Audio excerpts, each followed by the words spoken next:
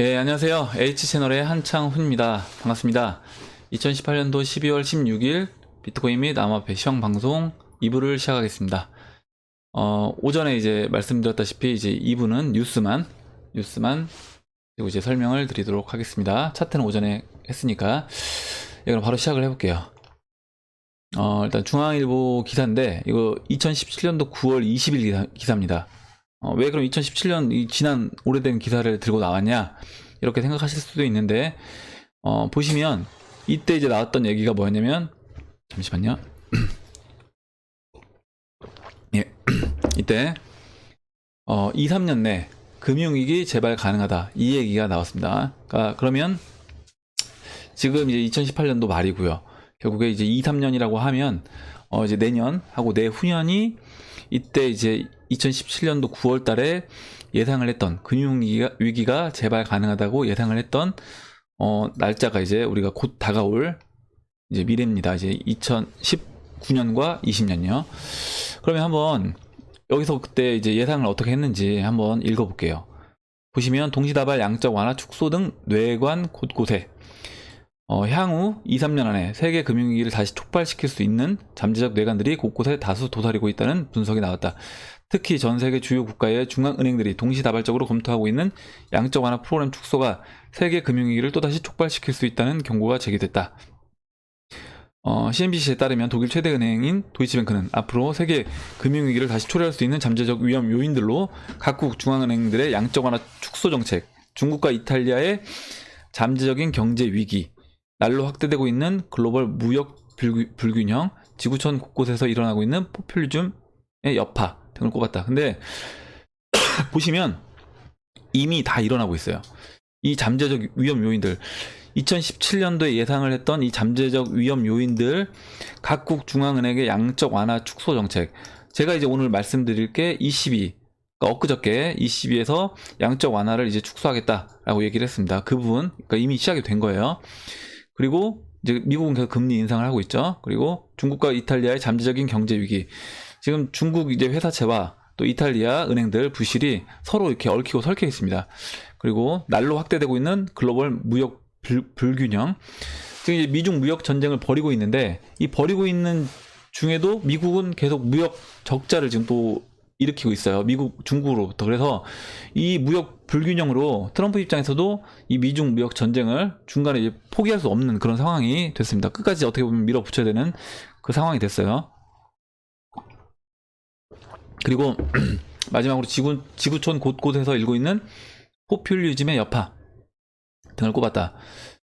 결과적으로 이제 그 대공황, 1929년도 경제 대공황 때 그때도 마찬가지로 이런 포퓰리즘 정책이 만연했다는 겁니다. 전 세계적으로 포퓰리즘 정책이 만연하면 만연할수록 어떻게 보면 저는 이제 이 글로벌 위기로 더 갈 수 있다. 글로벌 위기로 더 갈 확률이 커진다. 이때 2017년도에 얘기를 했던 그 상황들이 이제는 다 지금 벌어지고 있는 중입니다. 벌어지고 있는 중이에요. 그렇기 때문에 뭐라고 했냐면 여기서 보시면 글로벌 금융 시스템이 극단의 수준까지 치달을 수 있는 일련의 영역들이 있다고 경고했고 중앙은행들의 대청산 정책은 미지의 세계로 들어가는 여행인 거예요. 뭐냐면 대청산 정책이 뭐예요? 결과적으로 한번 싹 밀어버린다는 겁니다. 제가 봤을 때는 싹 밀어버린다. 뭘 미냐? 기존에 우리가 쓰고 있는 화폐를 한번 다 밀어버린다. 이렇게 좀 보고 있습니다. 그러면 미 연방준비제도 FED와 연방중앙은행 ECB, 영국 중앙은행 BOE 등이 일제히 대청산 정책을 쏟아낼 경우 세계적인 경기 침체와 그에 따른 그러니까 금리 인상 그리고 양적 완화 축소 이런 걸로 인해서 어떻게 보면 이렇게 됐을 때 1929년도와 맞먹는 경제 대공황이 올 것을 예상을 해도 어쩔 수 없이 이거 밀어붙여야 되는 거다. 밀어붙여야 되고 그렇게 함으로써 한번 화폐를 좀 조정할 필요가 있다라고 저는 보고 있습니다. 그리고 보시면 그동안 세계 각국 중앙은행들이 경기 부양을 위해 실시했던 수조 달러의 규모의 양적 완화 프로그램과 초저금리 정책을 대폭 수정할 경우 세계 경제가 상당한 영향을 받을 수 있다는 것이다. 이게 이제 뭐라고 표현했냐면 미지의 세계로 들어가는 여행이다. 왜냐면 이제까지 이 부분에 대해서 우리가 한 번도 겪어보지 못한 그런 일을 겪게 될 것이라고 이제 표현을 한 거예요, 이게. 그리고 중앙은행들 금융위기 때 탄약 부족 사태 직면할 수도, 많은 글로벌 자산 가격이 고평가돼 있다. 역사를 통해 살펴보면 대청산 정책의 움직임은 상당한 결과를 초래할 것이다. 서로 중앙은행들이 겁을 집어먹은 나머지 대청산 작업을 중단한다거나 경제가 예상치 않게 약세를 보인다거나 할 경우 전 세계는 전례 없는 상황에 놓이게 될 것이다. 그에 따라 금융 환경은 불안정해질 것이라고 전망했다. 이겁니다. 뭐냐면 대청산 정책을 할 때 침체를 밀어붙여야 됨에도 불구하고 이 침체를 이제 극복하기 위해서 또다시 양적 완화 아니면 중앙은행에서 이제 개입을 해서 각국의 이제 자산들이겠죠. 국채를 이제 산다거나 아니면 주식시장에 있는 주식을 바친다거나 이런 식으로 됐을 때는 그때는 이제 뭐 베네수엘라나 아르헨티나처럼 하이퍼 인플레이션으로 갈 수 있다는 거예요. 그래서 아마 이제 그런 겁을 집어먹은 나머지 대청산 정책을 중단한다. 이게 이제 그런 표현을 저는 했다고 보고 있습니다. 그래서 지금 이 보고서에 보면 뭐 엄청 무서워요. 만약 다음 경기 침체가 닥친다면 당국자들은 45년 만에 가장 무기력한 모습을 보일 것이다. 아니면 훨씬 더 극단적인 방법을 쓸 것이다. 돈을 찍어낸 흥청망청 재정 소요를 메우는 방법에 의지할 수 있다. 이게 이제 하이퍼 인플레이션으로 가는 거죠. 우리가 가림길에 와 있다는 느낌이다. 그러니까 하이퍼 인플레이션을 선택하든지 경기 침체를 선택하든지. 근데 어찌 됐든 간에 그 방향으로 갈 수밖에 없다는 겁니다. 지금 상황이 그렇게 갈 수밖에 없다.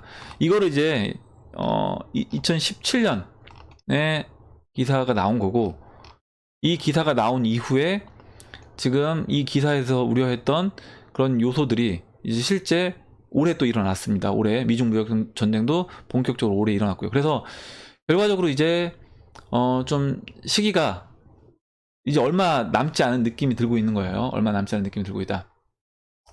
그리고 이제 하나 더 말씀을 드리면 이제 12월 15일 기사인데 유럽중앙은행 연내 양적 완화 종료. 이게 이제 아까 그 2017년 기사에서 나왔던 거죠. 각국 중앙은행들이 양적 완화를 종료하는 시점부터 이제 어떻게 보면 위기가 도래할 것이다.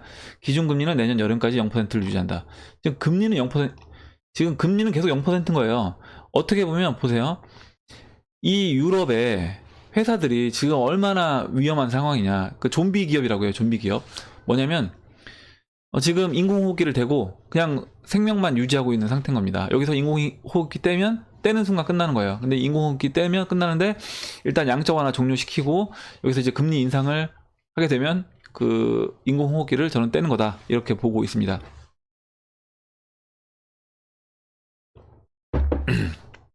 기사 내용을 조금만 볼게요. 20일은 이제 양적 완화를 이번 달 끝으로 종료를 합니다. 금액은 2조 6천억 유로인데 우리나라 돈으로 한 3천조 되는 거예요. 3천조. 2015년 이후에 이런 돈을 풀었기 때문에, 근데 이 많은 돈을 풀었음에도 불구하고 어떻게 보면 시장이 뭐 그다지 나아지지 않았다. 지금 보면 뭐 그 뭐죠? 노란 조끼 프랑스에서 데모하고 있고 지금 그 각국 유럽으로 번지고 있습니다. 그만큼 먹고 살기가 힘든 거고, 결국에 이제 정권 유지를 위해서는 아까 말씀드렸던 포퓰리즘 정책을 펼 수밖에 없는 거예요. 노동자들이 막 들고 일어나면 알았어 해줄게 이렇게 할 수밖에 없다라는 겁니다. 근데 이게 결국에는 악수를 두는 거다. 이렇게 보고 있고, 다만 기준금리는 내년 여름까지 0%를 유지하기로 했다. 마리오 드라기 유럽 중앙은행 총재는 통화정책 회의 뒤 기자회견에서 유럽 경제가 지속적으로 성장할 것으로 믿지만 최근 경제 지표가 예상보다 약하고 위험도 증가하고 있다고 밝혔다. 이게 말인지 뭔지 모르겠어요. 그러니까 보시면 유럽 경제가 지속적으로 성장할 거라고 믿는데 최근 경제 지표는 예상보다 약하대요. 위험도 증가하고 있대요. 약간 애매모호한 얘기를 하는 거예요. 근데 이제 이 마리오 드라기 유럽은행 총재 입장도 또 생각을 해야 되는 겁니다. 이 총재가 양적 완화를 종료하면서 우리는 경제가 지속적으로 성장할 거라고 믿는다라고 얘기를 해야지, 지금 경제가 엄청 안 좋은 상황인데 지금 미국이 금리 인상을 해서 어쩔 수 없이 우리도 양적 완화를 종료하는 겁니다. 이렇게 얘기할 수는 없다는 거죠. 그렇기 때문에 이런 뉘앙스로 발언을 하는 거다.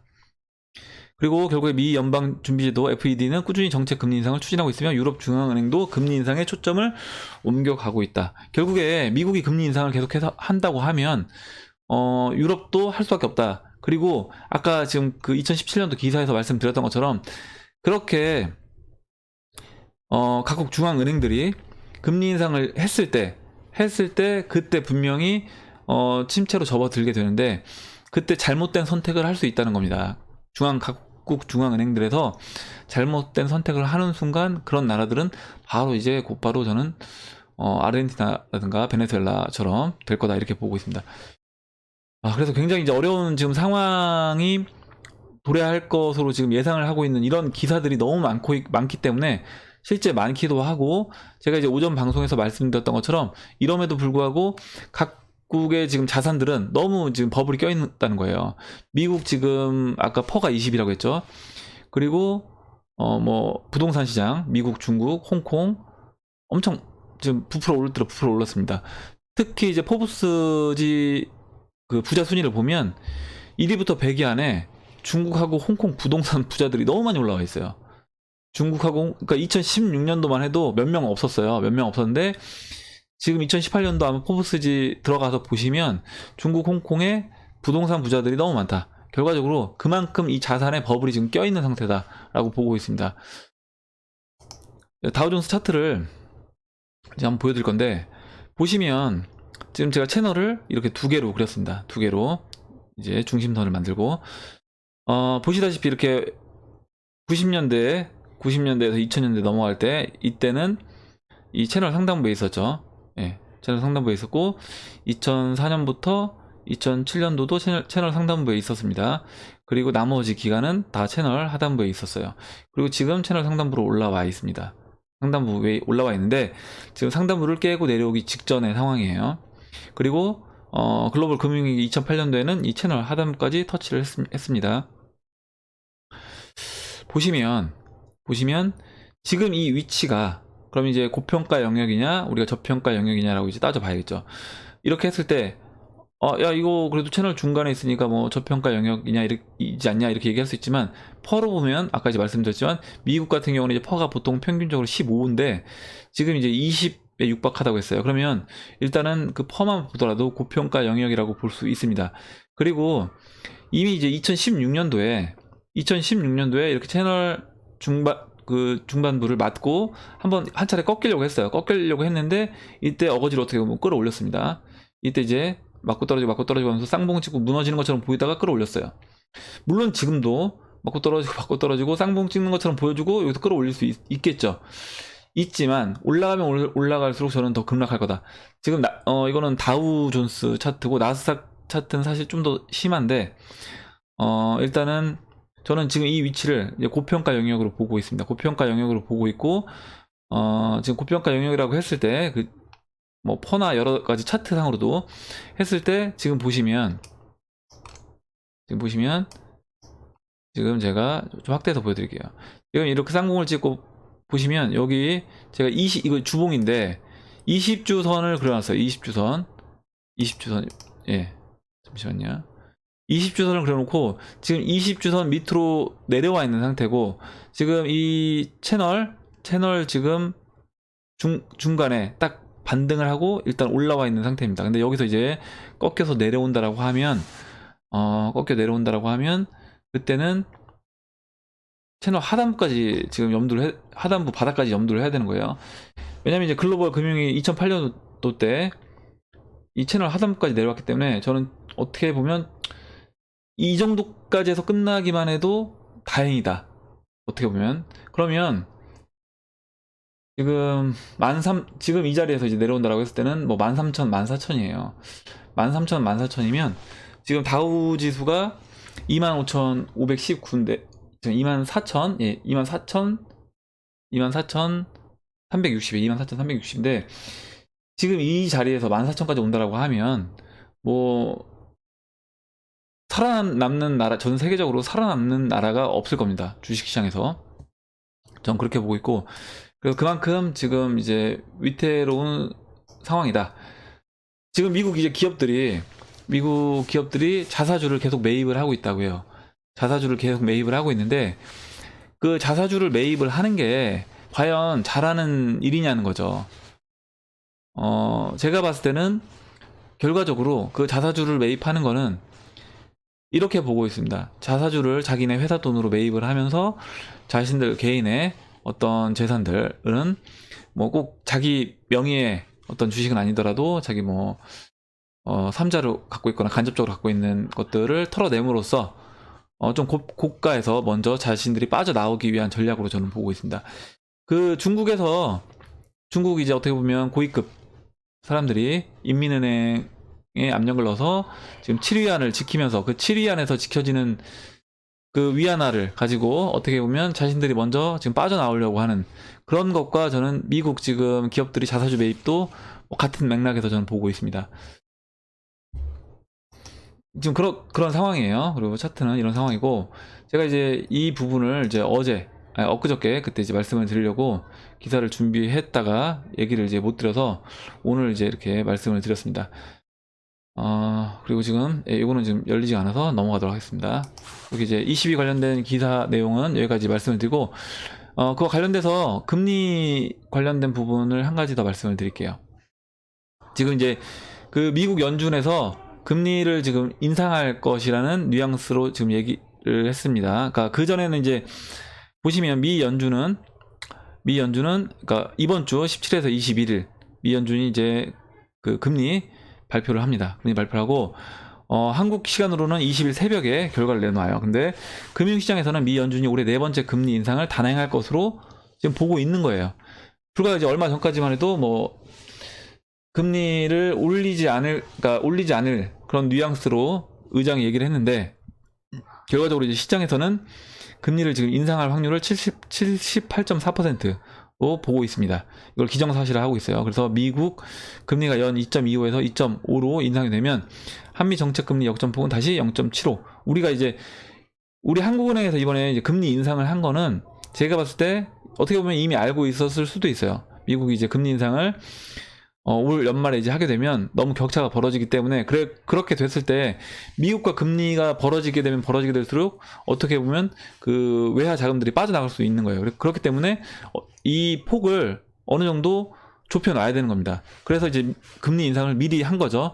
그래서 저는 지금 중앙은행 그 ECB가 양적 완화를 종료한 것도 그와 같은 시각으로 보고 있습니다. 미국이 금리 인상을 했을 때 분명히 ECB도 타격을 받을 걸 우려해서 미리 어떻게 보면 양적 완화를 종료를 했다. 이렇게 보고 있고 결국에 올해 연말은 이제 금리 인상을 하더라도 그럼 뭐냐면 연준 위원들은 내년은 전망은 어떻게 보느냐. 그래서 기준금리가 중립금리 수준에 가까워진 만큼 추가적인 점진적 금리 인상이라는 성명서 문구까지 수정될 수 있다고 대답했다.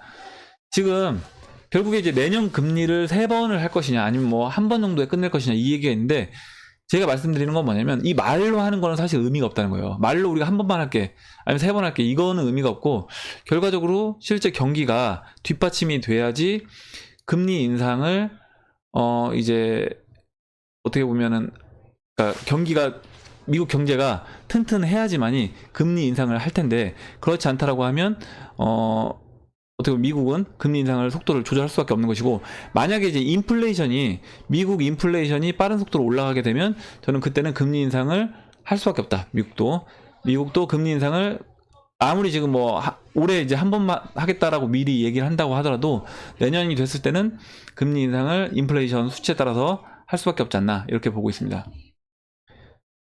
그리고 지금 이제 암호화폐 관련된 기사를 이제 말씀을 드릴게요. 뭐냐면 인베스팅닷컴 기사고요. 독일 2위 증권거래소 슈투트가르트 암호화폐 거래소 출시 예정 이렇게 기사가 나왔습니다. 보시면 독일 2위 증권거래소 슈투트가르트와 솔라리스 은행이 암호화폐 거래소를 공동 설립한다고 보도했다. 양사는 성명을 통해 일반 및 기관 투자자들을 위한 암호화폐 거래소 출시 계획을 밝혔다. 거래소는 비트코인과 이더리움을 취급하며 상장 토큰이 증시에서도 거래될 것이라고 밝혔다. 개설 시기는 내년 전반기로 예정되어 있으며 솔라리스 은행이 거래소의 뱅킹 솔루션을 지원하게 된다. 이렇게 얘기를 했습니다.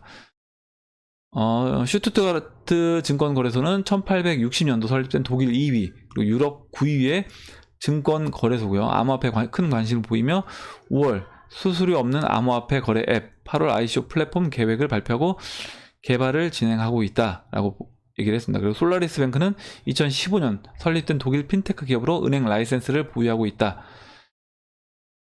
결과적으로 이제 독일 같은 경우도 지금 어떻게 보면 이미 알고 있는 거예요. 이미 저는 알고 있다라고 보고 있습니다. 뭘 알고 있냐? 이제 기존 화폐 시스템이 붕괴가 됐을 때, 이거에 대한 준비 작업을 미리 해야 된다는 겁니다. 미리 해야 되기 때문에 그런 준비 작업으로 그 독일의 증권 거래소에서 이런 암호화폐 거래소를 만들고, 결국에 이제 이 증권 거래소가 이거 증권사랑은 다른 거예요. 증권사랑은 다른 거고 증권 거래소입니다. 증권 거래소에서 이렇게 이제 암호화폐 거래소를 만든다는 건 결국에 이제 주식시장에 상장되어 있는 증권들도 다 이렇게 암호화폐 토큰화로 바꿀 것이다 라고 보고 있습니다. 그리고 이건 제가 트럼프 관련된 기사인데, 트럼프 검은돈 윤곽 탄핵 리스크의 노심초사 이렇게 해서 12월 15일자 기사입니다. 일단 뭐 트럼프가 탄핵이 된다 안 된다, 제가 된다 안 된다는 사실 제가 이건 알 수 없어요. 알 수 없는 거고, 제가 다만 걱정하는 건 뭐냐면 이런 탄핵에 관련돼서 뭔가 이슈가 진행이 될 때 경제적으로 주식시장은 출렁할 수밖에 없다라는 겁니다. 어찌됐든 간에 그렇게 되고, 지금 이제 성추문 불거진 포르노 배우에 관련된 이거 13만 달러와 15만 달러의 돈이 전달됐고, 이거에 대해서 이제 트럼프 대통령의 개입 여부가 핵심 쟁점이고요. 지금 트럼프 대통령은 이에 대해 연일 자신은 몰랐던 일이며 선거자금법 위반 혐의를 부정하고 있다라고 얘기를 했습니다. 근데 지금 이제 이것뿐만 아니라 한 가지 더 얘기를 하고 있는 거예요. 뭐냐면 선거자금법 위반은 매우 심각한 범죄 행위로 상당수의 정치 인사들이 이 때문에 감옥에 갇히는 신세가 됐다며 워싱턴이 이에 대해 경각심을 갖지 못한 것으로 보인다라고 얘기를 했습니다. 그래서 지금 선거자금법 위반 혐의까지 지금 갖다 이제 붙여가지고 하고 있는데, 물론 이 미 언론을 믿을 수는 없습니다. 미 언론도 결국에 이 트럼프와 반대되는 입장에서 트럼프를 어떻게 보면 끌어내리기 위해서 이런 악성 기사들을 계속 쏟아낼 수도 있는 거예요. 근데 이제 이런 거죠. 뭐냐면 이런 기사가 이제 계속 나오면서 어찌됐든 간에 실제 만약에 하원에서 탄핵을 추진한다라고, 본격적으로 추진하겠다라고 했을 때 이게 이제 주식시장에 영향을 줄 수밖에 없다라는 겁니다. 주식시장에 영향을 줄 수밖에 없다. 그래서 트럼프가 뭐 탄핵이 된다 안 된다 이 말씀 드리는 게 아니라, 이런 기사가 자꾸 나오고 실제 이런 기사가 자꾸 나옴으로써 만약에 어떤 그 정치에서 이런 탄핵 쪽으로 액션이 취해지기만 하게 되면 그때는 분명히 주식시장이 그 부분에 의해서 출렁될 것이다. 근데 저는 사실 그거예요. 그러니까 탄핵이 되든 안 되든 뭐 안 된다 된다와 관계없이 어찌됐든 경기 침체는 내년 또는 내후년에 이제 그쪽으로 갈 확률이 높다라는 겁니다. 그럼 확률이 높은 상황에서 만약에 탄핵 관련돼서 이슈가 딱 터졌어요. 그래서 주식이 단기간에 이제 급락을 했습니다. 그래놓고 다시 급등을 하면 사람들이 탄핵이 이제 만약에 탄핵이 이제 기각되고 없던 일로 됐다고 했을 때, 그래서 주식이 반등을 했어요. 근데 그러면 사람들이 이거 이슈가 끝났으니까 다시 주식시장에 갈 수 있겠다라고 또 오해할 수 있다는 거죠. 이미 이제 경기 신호 자체는 뭐 금리라든가 이런 걸 봤을 때 안 좋은 쪽으로 흘러가고 있는 상황인데, 이런 단기 이슈에 덮어 씌워서 우리가 어떻게 보면 이 시장을 정확하게 보지 못할 수 있다. 그래서 이런 부분도 다 구별해서 이제 볼 줄 알아야 된다는 겁니다. 이런 부분도 우리가. 그리고 이제 그럼 마지막 기사를 말씀을 드리고 끝을 내도록 하겠습니다.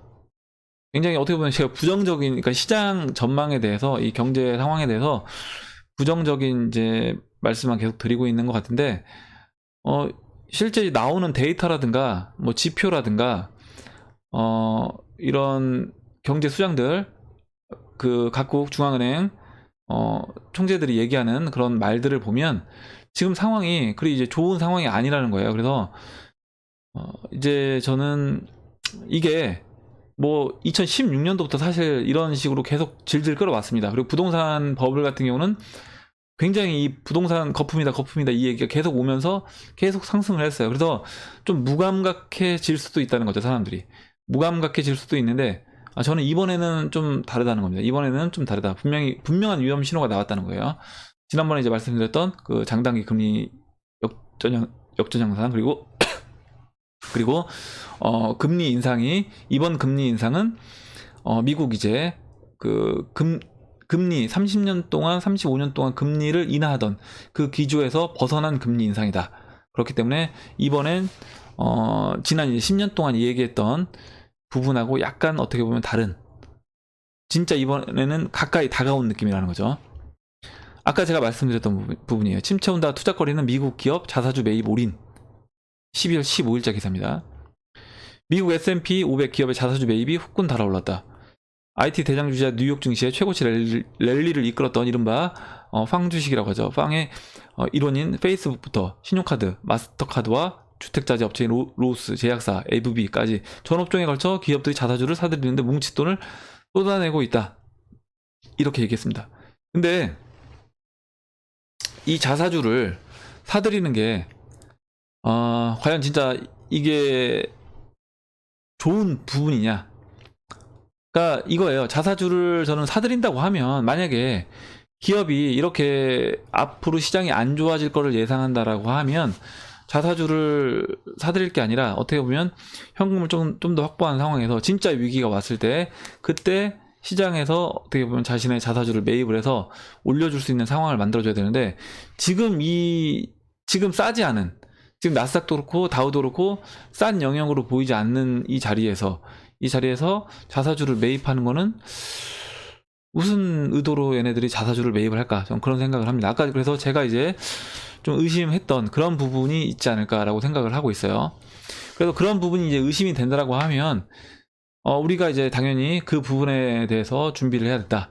그 부분에 대해서 준비를 한다라고 하면 당연히 일정 부분 포트폴리오에서 아까 계속 말씀드리는 주식 비중을 일정 부분은 뭐 다 팔진 않는다고 하더라도 줄여서 현금화를 해놓을 필요가 있다는 거죠. 현금화를 해놓고, 이게 이제 여기서 이제 조심해야 되는 건 이거예요. 그러니까 경기 침체로 갈 것이냐, 아까 말씀드렸던 것처럼 만약 각국 중앙은행이 잘못된 선택으로 하이퍼 인플레이션으로 갈 수도 있는 겁니다. 하이퍼 인플레이션으로 가는 상황에서 우리나라 돈을 들고 있는 거는 진짜 무용지물인 거예요. 그때는 우리나라 원화 들고 있는 게 가장 어떻게 보면 바보 같은 짓인 거고요. 그때는 오히려 이제 주식을 사야 되는 겁니다. 그렇게 보면 가장 그나마 제가 봤을 때는 안전한 거는 그나마 달러다. 금은 달러, 암호화폐. 순위를 뭐 정하는 거는 좀 그렇긴 한데, 저는 물론 이제 암호화폐가 좀 더 수익률 부분에서는 좋을 거라고 보고 있습니다. 그리고 이제 그 다음에 수익률 부분으로 봤을 때는 이제 금은 뭐 달러 이렇게 보고 있고요. 만약에 우리나라 이제 원화 가치가 우리나라 이제 중앙은행에서 그럴 일은 없겠지만 만약 잘못된 선택을 해서 아까 기사에서 봤던 것처럼 하이퍼 인플레이션으로 간다라고 하면 원화를 갖고 있는 거는 가장 바보던 짓이고, 원화를 빨리 우리가 바꿔서 자산으로 바꿔줘야 되고, 그때는 대출을 받을 수 있으면 돈을 빌릴 수 있을 만큼 빌려서 빨리 자산을 매입을 해야 되는 겁니다. 주식으로 갖고 있든 뭐 금으로 갖고 있든 달러로 갖고 있든 빨리빨리 바꿔줘야 된다. 물론 근데 그렇게 되면 이제 대출도 잘 안 해주려고 하겠죠. 당연히 통제를 할 겁니다. 오늘 일단 뉴스는 여기까지 하고요. 오늘 제가 이제 뉴스 쭉 이야기를 해드렸는데, 전반적으로 뭐 이렇게 암호화폐 시장 관련된 뉴스 빼고는 경제 상황 관련된 이야기는 그게 뭐 앞으로 경제 상황이 좀 나아질 거다, 이런 뉴스는 없었습니다. 그렇다고 하면 근데 이제 제가 항상 말씀드리지만 위기는 위험과 동시에 기회예요. 그렇기 때문에 우리가 위험에 대해서 준비를 해 놓는다고 하면 오히려 이거를 기회로 저는 살릴 수 있지 않나, 이렇게 생각을 합니다. 오늘 제가 영상에서 이제 말씀드렸던 부분에서 여러분들 궁금하신 거 또는 여러분들 의견, 그리고 여러분들 뭐 경험이라든가 아니면 정보 관련된 거 공유해 주시면 감사하겠고, 일단 또 댓글 작성해 주신 분들에게 다시 한번 감사 말씀을 드리겠습니다. 예, 그럼 이상으로 2018년도 12월 16일 비트코인 및 암호화폐 시황 방송 2부를 마치도록 하겠습니다. 도움이 되셨다면 좋아요와 구독 버튼 그리고 알림종 버튼을 눌러주세요. 감사합니다.